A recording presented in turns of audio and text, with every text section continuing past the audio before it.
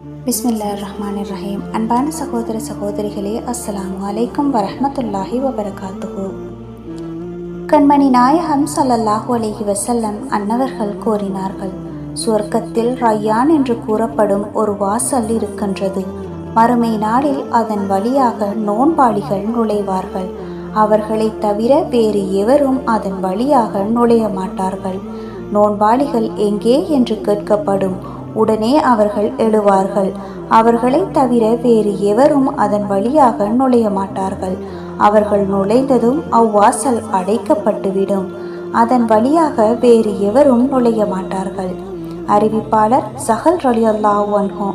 ஆதாரம் புகாரி 1896 ஹதீஸ். வஸ்ஸலாம்.